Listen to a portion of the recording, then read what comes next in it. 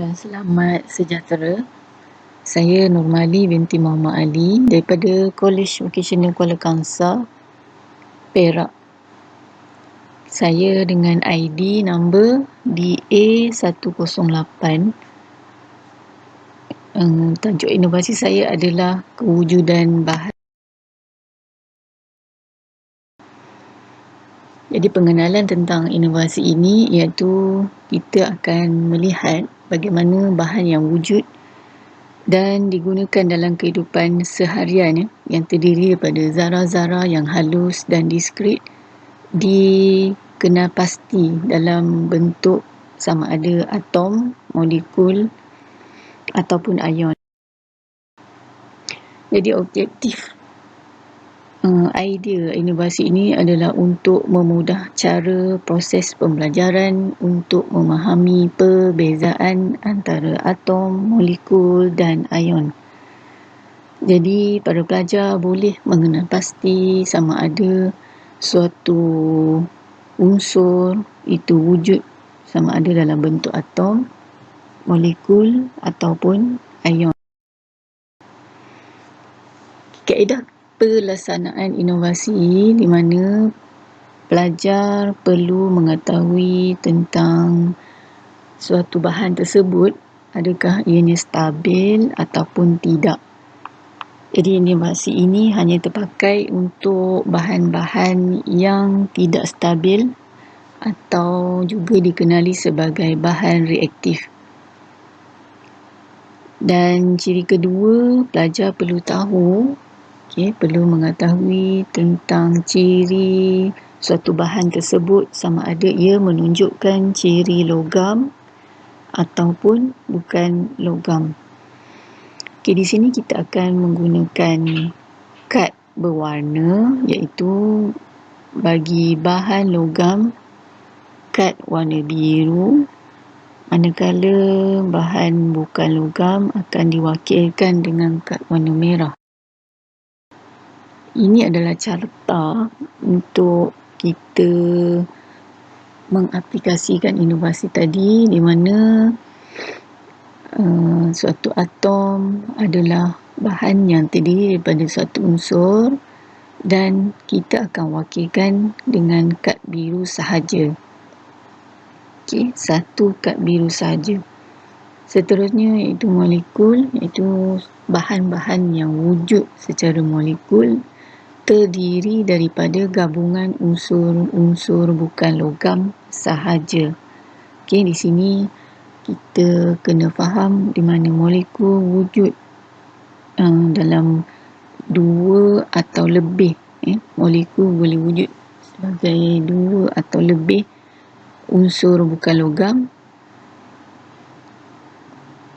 Dalam inovasi ini kita akan wakilkan unsur bukan logam tadi dengan kad merah.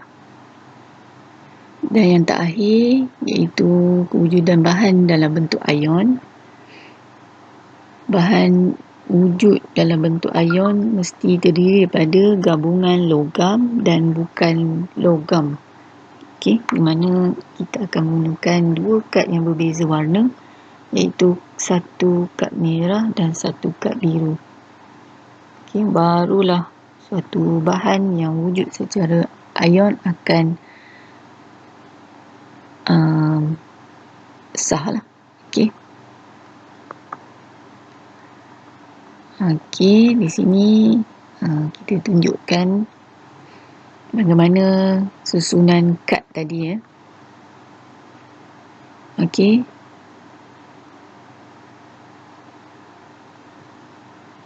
Untuk lebih faham lagi, saya akan contoh permasalahan.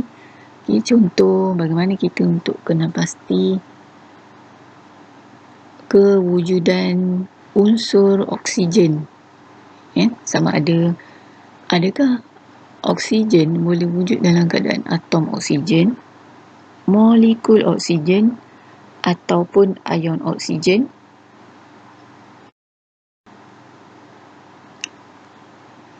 Baik, kita perlu mengenal pasti dulu sama ada oksigen adalah unsur yang stabil ataupun tidak. Jadi seperti mana yang pelajar-pelajar telah ketahui, oksigen adalah unsur yang tidak stabil atau bersifat reaktif. Dan oksigen menunjukkan ciri bukan logam. Okay, di sini kita lihat bagaimana inovasi ini boleh membantu, di mana kita akan wakilkan unsur oksigen iaitu bukan logam tadi dengan kad berwarna merah. Okey, mari kita lihat berdasarkan syarat-syarat yang telah ditetapkan dalam carta kewujudan bahan ini. Syarat pertama iaitu kad merah tadi hanya boleh diletakkan di tempat molekul, di mana kita lihat tadi molekul melibatkan bahan bukan logam. Okey, dan syarat untuk kewujudan molekul tadi kita lihat di sini, iaitu dia terdiri daripada gabungan unsur bukan logam. Gabungan, jadi mesti lebih daripada satu kad yang mewakili unsur oksigen tadi.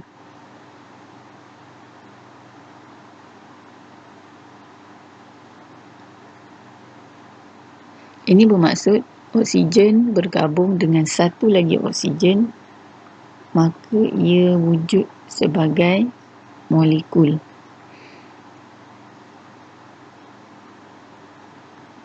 Okey, kita juga lihat di mana dalam kewujudan bahan ion ada kad merah di situ, tapi ianya tidak sah. Wujudan ini tidak sah. Kewujudan oksigen tidak sah dalam bentuk ion apabila tidak ada satu kad biru yang mewakili unsur logam digabungkan sekali. Atom oksigen tidak boleh wujud dalam bentuk atom sebab ia mempunyai ciri bukan logam. Contoh seterusnya, jika kita gabungkan dua unsur iaitu zinc dan oksigen, jadi mari kita lihat sama ada ia wujud dalam bentuk atom, molekul ataupun. Okey, di mana kita kena pasti oksigen adalah tidak stabil dan bukan logam, manakala zinc pula adalah unsur yang stabil dan menunjukkan ciri logam. Okey, di sini kita akan gunakan kad merah untuk unsur bukan logam iaitu unsur oksigen tadi, dan kad biru untuk unsur logam. Okey, mari kita lihat bagaimana untuk menentukan kewujudan bahan zinc bergabung dengan oksigen, sama ada ia wujud dalam keadaan atom, molekul ataupun ion. Okey, untuk atom hanya satu kad sahaja. Jadi di sini kad untuk mewakili oksigen tak boleh masuk, so atom tidak sesuai bagi menentukan gelaran atom tidak boleh digunakan untuk mewakili gabungan zinc dan oksigen. Okey, mari kita lihat pula adakah dua unsur tadi boleh wujud dalam keadaan molekul. Zinc dan oksigen juga tidak boleh wujud dalam keadaan molekul sebab molekul hanya melibatkan unsur bukan logam sahaja. Okey, dua unsur bukan logam sahaja. Zinc tak boleh masuk di sini. Okey, mari kita lihat pula bagaimana dengan kewujudan ion zinc dan ion oksigen. Ya, di situ menunjukkan dua kad yang mewakili unsur zinc tadi. Unsur zinc dan unsur oksigen boleh dimasukkan pada bahagian ion sebab ia memenuhi syarat ion, iaitu mesti ada unsur logam dan unsur bukan logam. Kad biru menunjukkan unsur logam dan kad warna merah menunjukkan unsur bukan logam.